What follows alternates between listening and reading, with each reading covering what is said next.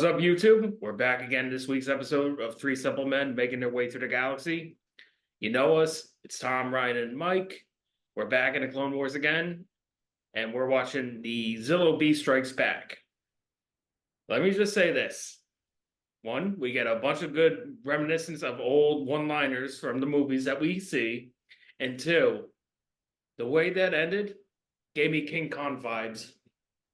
Yeah, that definitely had a lot of, I agree with you there. A lot of King Kong vibes with, rampaging through the city and ultimately getting killed at the end. So rather tragic story, but unfortunately, I think, you know, they, I think, it's Anakin or someone who put it very clearly that unfortunately it died because of their mistakes, trying to bring it to Coruscant to try and understand it. And clearly Palpatine had ulterior motives. Palpatine's a dick in this. I'm just gonna say Oh, it. Palpatine is yeah. a dick in this episode. I You mean, we get the main quote for the episode is the most dangerous beast is the beast within. And you could look at it as talking about like, oh, is it the beast within each of them that made them do the wrong thing? Or is it the fact that Palpatine is in fact the beast within this coalition? He's their beast on the inside that they don't even know about. I You know? Yeah, mean, the it fact that takes. Zilby's picked up on that very quickly Oh too, yeah. like I a mean, very intelligent life form. yeah, absolutely. I mean, this episode really teaches. It's like a good learning lesson about something in life. It's like, I mean, the most dangerous animal on Earth is mankind itself. I mean, animals act on natural instinct. Mankind just likes to kill each other. They like violence. They like the beast comes out during times of stress. Well, It's I can't get over the giant red flag that is Palpatine being like, "Oh, we need to study this so we can create armor from its skin because, a lightsaber can't penetrate it." And like none of the Jedis are like, "Well, why do we need something that a lightsaber can't penetrate?" I know it's definitely been like a plot line in other things where it's like, oh, this is, the ability to have a weapon that's so, strong against your main weapon can sometimes be a scary thought. Like, why do we need clones that can't get affected by a lightsaber? Yeah, and I'm thinking about that conversation between Palpatine and Windu. Just like, do we really need to do this?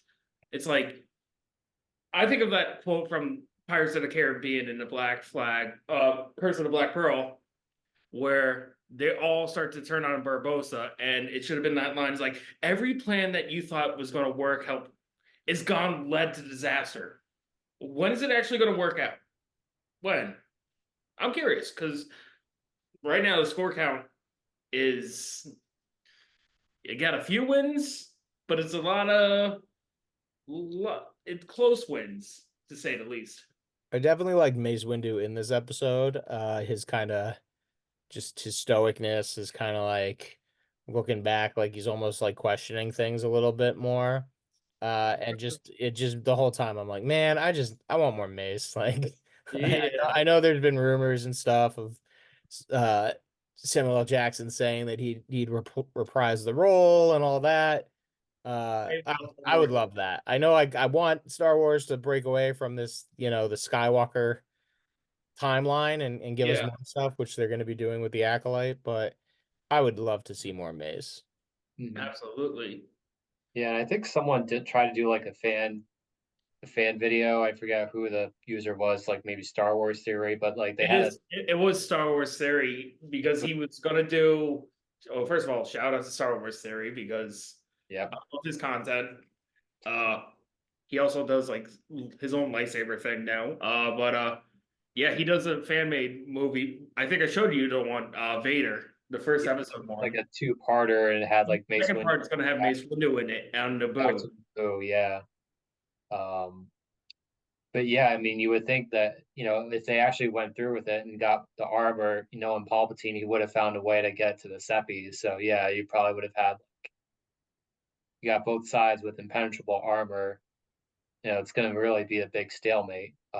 Yeah, I mean, or he's just considering how to make Order 66.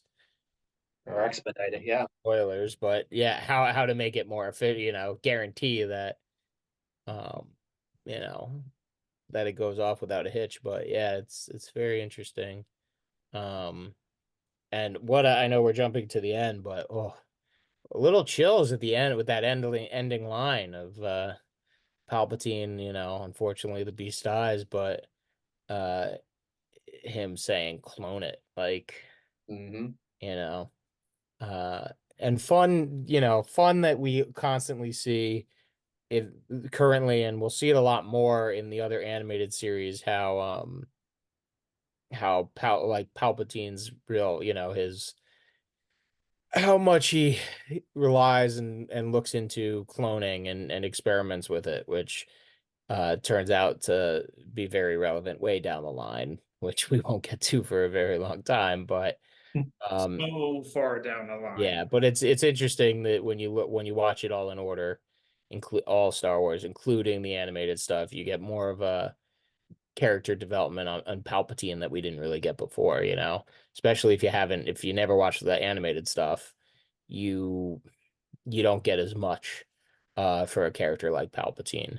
I think he needs the animated stuff to help build his character more. Oh yeah. I mean, it helps develop the character into what we know who he really is Hmm. and what he becomes. Yeah. Yeah, you can see how he plays both sides, and I mean, if it's a loss in the Seppi side, like who cares? Like it's helping my agenda. So yeah, you really see that additional context and development with That's twice he called it Seppies. yep. Well, even in this episode, the way he, and we look at it like, oh, the separatists are failing, it's him failing, but we always say it's kind of it. I think like they're playing checkers, he's playing chess. He's there. It's all calculated failures. Like we haven't seen Palpatine truly make a misstep. That I think so far everything's going according to plan, and I mean he got what he wanted at the end of this episode. He wanted that beast killed. He said that from in the beginning, and then they were like, "Oh, arguing," and the way he does his arguing too, or just stating things like, they're like, "Well, it's morally wrong to kill this last beast," and he's like, "Well, my responsibility is to the Republic and The to people. finally turn our away from an option to end this war and save that. That's the moral high ground." So he argues not Mhm. just that he needs to do it, but he argues that he actually has the moral high ground. It's very interesting, and he does it very well. I mean, he convinces Anakin, uh Yeah. he convinces Dr. Bowl. He doesn't really convince Padme, but I would argue that Padme is uh morally Yeah. good, or all good. Yeah, I like that whole conversation between the three of them. That's just like a dude who's just siding with his buddy instead of his girlfriend. She's like, yeah, I'm sticking with my bro. Life. Yeah,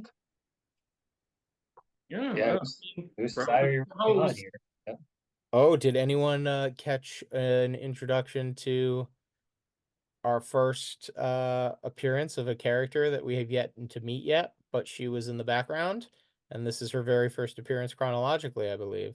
Mon Mothma? Yep, Yep. Yep. we get With our first glimpse Organa. chronologically at her, a Evil character eyes over who here. Yep. originally was Return of the Jedi, I think was her first Return. Yeah. appearance. Many Bothans died. But yeah, we get her with Bail Organa, Orange Bail Victor. Organa, who I'm trying to think if we met. Bail Organa was in Attack of the Clones. Yeah. Yeah, Yeah. he was also in. I think he was in the first episode or the first Clone Wars episode when they were on Christophsis because he was originally on the ground. Yeah, yeah, we've definitely seen him before, but I know she was with him. But it was fun kind of seeing her in the background. And I'm sure we're gonna get more of her soon, if I recall. Um, Oh yeah. so that'll be good. Um, Tom, you mentioned it already a little bit that this was a great episode with a lot of one-liners. I did notate the important one that I've been tracking. I've got a bad feeling about this. This was the 12th time it was uttered, but the first time Palpatine said it. Oh yeah. So that was kind of fun. And then I caught another one, but I'll let you. I'm sure you guys did too, so I won't yell them all out. What are some other one-liners? This is where the fun begins.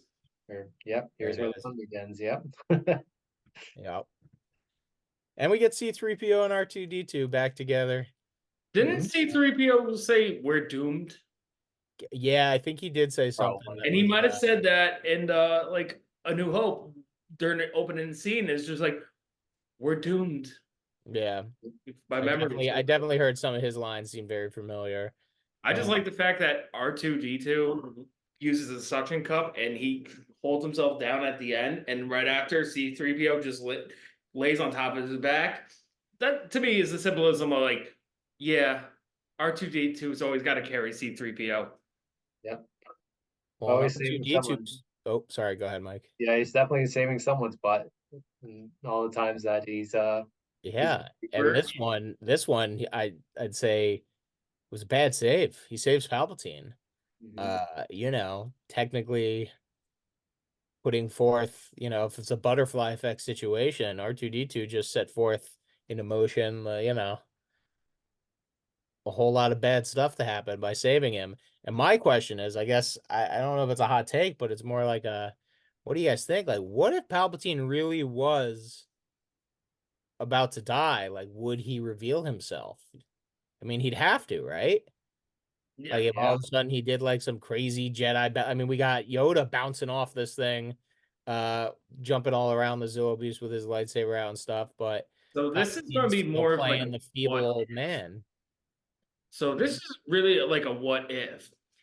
If in that last moment, Palpatine decides, okay, I don't have spoilers ahead of like we know who he is in the cloning and all that stuff. It's like if I don't really have what I need, if I learned how to cheat death, it's like if I don't have what I need to continue to live on, do I have to either just die or just end up revealing himself? I think he might reveal himself. He'd have to. I mean, I definitely think he's doing everything he can to survive. I just think how I think you'd probably how smart could he be to kind of blame it on something else, like to reveal, but then be like, it wasn't me. Like, what do you mean? And be like, something, I felt it. Well, it must have been, Anakin, did you use the Force? or if yeah, probably some would have what manipulated it, but like, yeah, no, I think he at this point too, I don't think he really had the contingency plans of what if I die sort of a thing. So he probably would have had to reveal himself if wait, it had to come I to got another one. What if he no one's near him and he does reveal himself? Would he just initiate Order 66 right off the bat? I don't know. Just Yeah. to be like, oh shit, I'm caught. They saw it. Execute Order 66. He runs away. The clones go after Yoda and all of them. Or I guess the other question would be, who'd he reveal himself to? If it's like only, if like only Mace saw it, would he just very quickly like try to kill Mace? But But that would have been such a cool epic battle to see. I mean, later on down the road we see it, but it's not. It wouldn't be as fun as this scenario. yeah, on the side of a building with the Zillo Beast Yeah, coming down upon him. We did get a named clone right before the Zillo Beast busted out of Cosmo. captivity. Cosmos, which little familiar, kind of close to your dog's name, Tom. Yeah, he's Cosmo's just chilling. He's sleeping right now. So was it a Cosmo with a K, not a C? it was Cosmo with a K, and he very quickly gets told to shut up, which I thought was kind of funny. Like literally, is like it's like I don't know, and our blasters aren't going to do anything. Cosmos, shut up. It's like, Yeah. okay, I Cosmos is also right. just shut up. I also got that nostalgic seeing that scene. I was like thinking, I was like, my mind also went back to Lord of the Rings: The Return of the King, where they take the trolls and they're bashing the gate, and Gandalf's going, "Whatever comes in through that, you'll stand your ground." And next thing you know, the trolls just come in and they're like, "Oh fuck!" Start. And Yep.